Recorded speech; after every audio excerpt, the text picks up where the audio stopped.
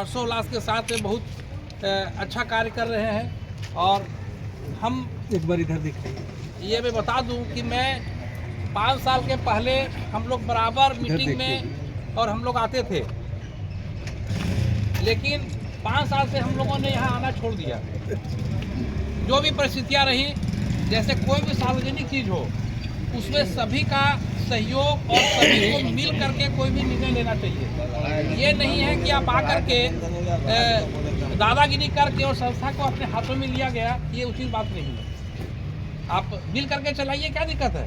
हमने तो, मेरे को रात में भी कल 9 बजे कुछ फ़ोन आया कि भैया आप भी उस ट्रस्ट में हैं। मैं कहा बिल्कुल हूँ, मैं पहले भी था, आज भी हूँ और कल भी रहूँगा। तो नहीं, आपको तो हम लोगों ने कहा था हम लोग के साथ आने के लिए। हम बोले आप लोग आइए हमारे साथ में, कोई आपत्ति नहीं है। है जिस समय में चांडक जी, सिंघानिया जी लोग जो धर्मशाला बना रहे थे, हमने उसी दिन कहा था कि ये मत कार्य कीजिए, ये होने से गड़बड़ियाँ शुरू होंगी, और वही हुआ। और हमने कहा ठीक है, अगर बना भी रहे तो उसी दिन ट्रस्ट बनना चाहिए था। अगर आज उस दिन ट्रस्ट बन जाती है तो आज ये नौबत ही नहीं आती। विषयों को जनता के बीच में, यहाँ के आम लोगों को हम लोगों ने दिया था। उसके पश्चात उपायुक्त महोदय को ज्ञापन देना, एसडीओ मैडम के साथ में उनका बैठक होना, सभी पक्षों को जानकारी लेना, सभी पक्षों से जानकारी लेने के पश्चात उनके द्वारा निर्णय होना, सभी निर्णय के पश्चात जो उपायुक्त महोदय के द्वारा जो गठित कमेटी थी, एसडीओ ने जो निर्देशन दिया, उस निर्देशन में ये था कि आप इसको ट्रस्ट के रूप में निर्माण करिए। ट्रस्ट निर्माण के पश्चात झारखंड राज्य हिंदू धार्मिक न्यास बोर्ड से इसका आपका पंजीयन कराइए, और तब उसके पश्चात समिति को वित्तीय अनियमितताओं को दूर करते हुए, अकाउंट खुलवाते हुए, एक अच्छा सार्वजनिक रूप देते हुए इसकी कमेटी बनाई। तो अभी पिछले 2 महीने तक प्रक्रिया चली, वो ट्रस्ट का निर्माण हुआ। ट्रस्ट निर्माण के बाद पंजीयन की प्रक्रिया हुई, पंजीयन हुआ, और उसके पश्चात कल हम लोगों को माता रानी की कृपा से, उनके आशीर्वाद से वो पत्र प्राप्त हुआ। और उसके पश्चात आज आप सबके बीच में ये रखना बहुत लाजमी था कि हम लोग ये विषय को आम लोगों को जानकारी दें। और आज बोर्ड का गठन होने के बाद, पंचायत गठित हो जाने के बाद, हम लोगों ने ये प्रेस कॉन्फ्रेंस का किया और जनता के बीच में ये विषय रख दिया कि अब ये सार्वजनिक रूप से कार्य करेगी।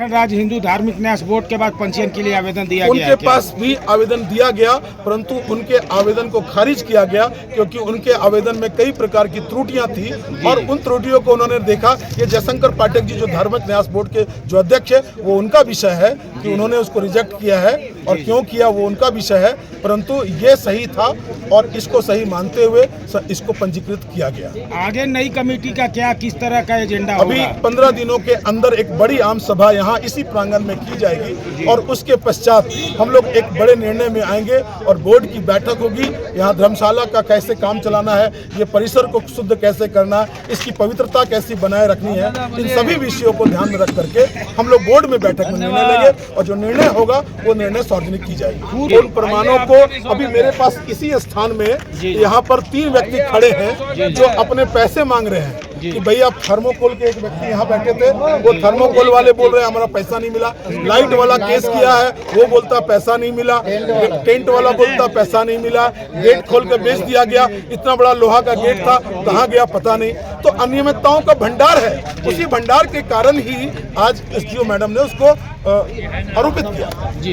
और जो धर्मशाला बन रहा था उसमें भी अनियमितता कुछ देख रहे हैं? बहुत सारी अनियमितताएं। इसको अब सार्वजनिक हम लोग बाद में प्रकाशित करेंगे जब इसके सारे लेखा जोखा सामने आएंगे। प्रकाश जी, आप क्या बोलना चाह रहे हैं? आज हिंदू धार्मिक न्यास बोर्ड की ओर से किसने दिया, और इसको लेकर लगातार जो गतिरोध चल रहा है, आपका क्या मानना है? सभी लोगों को हम सभा करके हम लोग चला रहे थे वो गलत कर रहे हैं। तो हम लोगों ने यहाँ पर सार्वजनिक संस्था और सार्वजनिक संस्थाओं में इसमें गतिरोध की कोई आवश्यकता नहीं है। तो क्या मानते हैं कि वो लोग वो पेट अपने जेब की संस्था बना लिए थे? क्या ऐसा ही लोगों ने महसूस किया? सारे बढ़िया से कर दिया। सभी चीजों को सार्वजनिक नहीं किया, आम लोगों को जानकारी नहीं दी गई कि क्या किया जा रहा और क्यों किया जा रहा है।